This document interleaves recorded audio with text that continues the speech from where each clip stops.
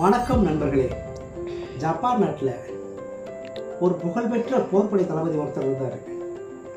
அவருக்கு உலகின் பழமையான அழகான கலைப்பொருட்களை எல்லாம் சேகரிக்கும் பழக்கம் ஒன்று இருந்துச்சு. எந்தெந்த நாட்டுக்கு படையெடுத்து போகிறாரோ அந்தந்த நாட்டில் இருந்தெல்லாம் அழகழகான பழமையான பொருட்களை எல்லாம் கொண்டு வந்து தன் வீட்டில் ஒரு அழகான பெரிய மியூசியத்தை உருவாக்கிட்டார்.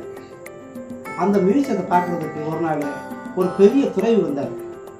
வந்தால் மியூசியத்தில் அழகழகான பொருளாக இருக்குது. எதையும் இந்த துறவி கண்டுக்கவே மாட்டேங்காரு. கடைசியில் ஒரு சீன களிமண்ணால் செய்யப்பட்ட அழகிய வேலைப்பாடுகள் மிகுந்த ஒரு கிண்ணம் இருக்குது. அந்த கிண்ணத்தை எடுத்து துறவி டப்புன்னு போட்டு உடைச்சிட்டார்.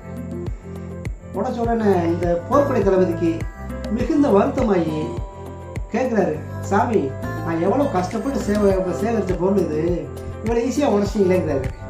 அதுக்கு அந்த துறவி என்ன சொல்கிறாரு, தம்பி நீங்கள் போர்ப்படை தளபதி தானே, போர்க்களத்தில் எத்தனை மனிதர்களுடைய கையை வெட்டுறீங்க, காலை வெட்டுறீங்க, கழுத்தை வெட்டுறீங்க, தலையை வெட்டுறீங்க, அதெல்லாம் பார்க்கும்போது உங்களுக்கு இந்த மாதிரி வருத்தம் தோணலையா அப்படின்னு கேட்குறாரு. இதை சற்றும் எதிர்பார்க்காத அந்த போர்ப்படை தளபதி சாஷ்டாங்கமாக அந்த துறவியோட காலில் விழுந்து இனிமேல் நான் போர்க்களம் சொல்வதில்லை, போர் புரிவதில்லை என்று முடிவெடுத்து விடுகிறார்.